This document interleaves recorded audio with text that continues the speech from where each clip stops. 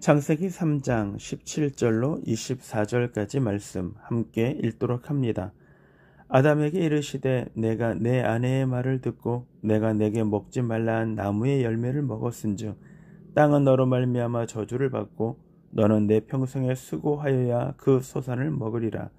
땅이 내게 가시던 분과 엉겅퀴를 낼 것이라.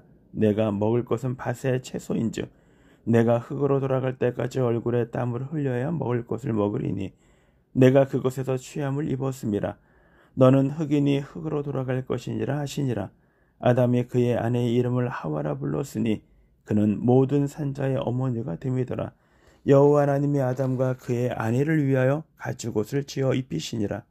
여호와 하나님이 이르시되 보라, 이 사람이 선악을 아는 일에 우리 중 하나와 같이 되었으니 그가 그의 손을 들어 생명나무 열매도 따먹고 영생할까 하노라 하시고, 여호와 하나님이 에덴 동산에서 그를 내보내어 그의 근원이 된 땅을 갈게 하시니라.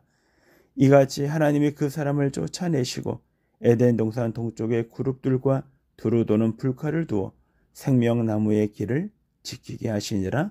아멘. 성경적인 노동관이라는 제목으로 아침 묵상 함께 말씀 나누도록 하겠습니다. 아담과 하와가 범죄하기 이전 에덴 동산 안에서도 노동이 있었을까요? 예, 있었습니다. 하나님이 아담과 하와에게 생육하고 번성하라, 땅에 충만하라, 땅을 다스리라 라는 이 문화 명령이 다른 말로 표현하면 노동 명령이기 때문입니다. 하나님이 에덴 동산의 모든 것들을 그들에게 허락하여 주셨고 선물로 주셨고, 하지만 그 모든 것들을 잘 관리하고 다스려야 할 책임도 아담과 하와에게 맡겨주셨습니다. 그러나 이들은 이 일들이 자신들에게 있어서 부득이하거나 어쩔 수 없는 것, 우리가 말하는 노동이 아니라 그들에게 있어서 그 일은 축복이었던 것입니다. 하나님이 인간을 창조하실 때 일하는 존재로 창조하셨다라는 의미인 것입니다. 그래서 인간은 이 땅의 삶을 살아가면서 하나님이 의도하셨던 그 일을 우리가 갖고 있는 재능, 은사들을 통하여 그 일들을 이루는 것, 이것이 바로 노동이 되는 것입니다. 사실은 노동이라고 말로 표현하기 뭐하지만 결국 아담과 하와를 부르시고 그들에게 문화 명령을 맡겨주신 것, 그것이 바로 소명, 그래서 2차적 소명, 그렇게 이야기를 합니다. 다른 말로 노동은 우리에게 소명이라는 것입니다. 그리고 내가 하나님의 자녀라는 증거로 하나님의 말씀 가운데 순종한다 라는 의미가 바로 노동을 착실하게 하는 것입니다. 그런데 인간의 타락이 이 인간의 노동관에도 좋지 않는 영향을 미쳤던 것입니다. 자연의 환경에 영향을 미쳤고, 그래서 피조물들이 아담과 하와의 손길에 의하여 길들여졌던, 관리되어졌던 이 피조물들이 오히려 엉겅퀴를 내고 인간에게 고통을 가중시키는 존재가 되어졌다는 것입니다. 무엇보다 선악을 알게 하는 나무의 실과를 먹은 인간은 이제 문화 명령을 수행하는 제2차적 소명자로서의 삶이 아니라 자신의 유익을 위하여 삶을 살아가는 삶의 방향이 바뀌어졌다는 것입니다.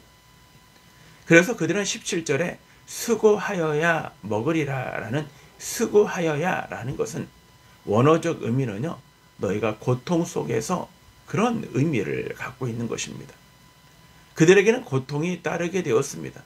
그래서 19절에 보면 그들이 소산을 먹기 위해서는 얼굴에 땀을 흘려야 했던 것입니다.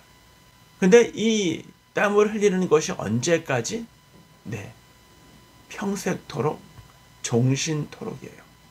그러니까 한이 이 땅에 존재하는 날, 이 세상을 끝나는 그날까지 우리는 노동이 우리에게 고통으로 다가오게 되었다는 것입니다. 그리고 이 인간은 끝내는 흙으로 와서 필경 흙으로 돌아가게 될 것이다 라고 말씀하신 것입니다. 여기서 우리는 창세기 2장 17절에서 너희가 그 열매를 먹으면 정녕 죽으리라 라는 이 말씀이, 반드시 죽는다라는 이 말씀이 바로 그 열매를 따먹음으로 말미암아 즉시 죽는다는 의미가 아니라 그들의 생명이 유한한 존재, 이제 죽음을 향하여 가는 존재로 삶을 살아갈 수밖에 없다라는 것입니다. 그것이 바로 타락입니다. 그 타락으로 말미암아 우리가 하나님이 주신 이 소명이 우리들에게 축복이요, 그리고 하나님의 말씀 앞에 순종하는 우리의 삶의 자발적인 것이었다면 이제 이 타락으로 말미암아 이 노동관이 바뀌게 되었고, 타인을 위하여 하나님의 말씀 앞에 순종하던 우리의 생각이 자신의 욕심과 자신의 욕망을 위한 수단으로, 돈벌이로 바뀌어져 버렸다는 것입니다. 원래 문화 명령은요, 이타적인 것입니다. 자신을 위한 것이 아니라 그 관리를 잘하여 모든 생물과 피조 세계를 위하여 우리가 노동을 하게 되는 것입니다. 그런데 이제 타인을 위한 것이 아니라 자기 자신을 위한 것으로 바뀌게 되었습니다. 그리고 타락 이후에 인간은 어떻게 하든지 노동을 하고 싶지 않게 되어졌다는 것입니다. 그러다 보니까 대박 신드롬이나 아니면 신데렐라 콤플렉스 같은 것들이 우리의 사회에서 만연하게 되었고요. 그리고 로또 또는 투기, 일확천금을 꿈꾸는 사람, 그런 꿈들을 갖고 허황된 꿈 속에서 우리의 노동을, 우리가 해야 할 우리의 사역을 그냥 우리에게 고통을 주는 노동으로 그렇게 인식하게 되어졌던 것입니다. 노동은 더 이상 축복이 아니라 먹고 살기 위한 수단이 되어진 것입니다. 그래서 창세기 4장에 보면 가인이 아벨을 죽인 후에 하나님의 가인의 생명을 보존하자 그가 나아가서 가인성을 쌓습니다. 가인성을 쌓는데 시간이 많이 걸렸는데 그때 이 성을 쌓는 거는요, 성경적인 노동이 아니라는 것입니다. 또한 창세기 11장에 보면 바벨탑 사건이 나오죠. 그들이 성과 대를 쌓아 하늘까지 쌓자라는 그 노동 역시도 하나님이 기뻐하시는 노동이 아니라는 것입니다. 하나님이 기뻐하시는 노동은 자신을 위한 노동이 아니라 타인을 위한 노동이요, 타인의 유익을 위한 것이요, 자연 모든 피조물들이 즐겁고 행복해지도록 하기 위한 노동이 바로 성경이 우리들에게 말하고 있는 노동이라는 것입니다. 그 결과 노동의 심각한 변화가 일어나게 된 것입니다. 그리고 심각한 이 변화는 심각한 세상을 만들게 되어졌던 것입니다. 세상은 우리가 진정한 노동을 잃어버리고 이 땅 가운데 고통 속에서 하는 노동의 삶을 살아가는 것을 당연시 여기게 했고요. 그리고 우리는 그 속에서 그것이 마땅한 것이라고 생각들을 갖게 된 것입니다. 그래서 나를 위하여, 우리의 가정을 위하여, 내 욕망을 위하여, 내 출세를 위하여 삶을 살아가는 잘못된 노동관, 그것이 우리로 하여금 고통과 그리고 절망과 아픔의 노동으로 바뀌게 했다는 것입니다. 그러므로 성도가 회복해야 할 노동관은 무엇일까요? 그것은 우리가 제2차적 하나님이 우리에게 주신 또 다른 소명, 하나님이 우리에게 맡겨주신 것임을 우리는 알아야 하고요. 그리고 이 일들을 행하는 것이 자신의 욕망과 욕심을 위한 것이 아니라 타인을 위한 것이고, 그리고 그 누군가의 이득을 주기 위한 우리의 축복된 노동이 되어야 하는 것입니다.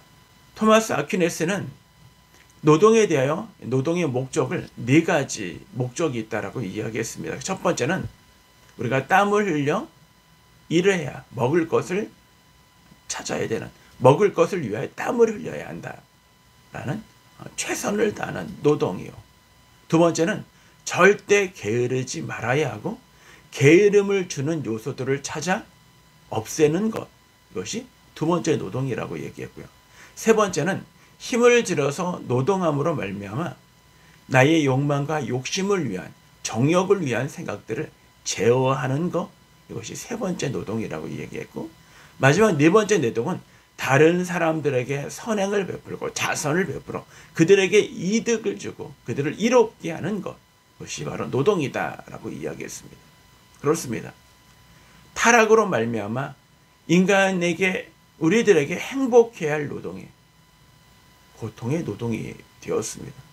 그러므로 우리는 회복해야 합니다. 우리가 하나님의 말씀을 거부했던 하나님의 말씀대로 삶을 살지 못했던 아담과 하와의 불순종이 오늘 저와 여러분의 삶 속에서 순종이 되어야 하고요.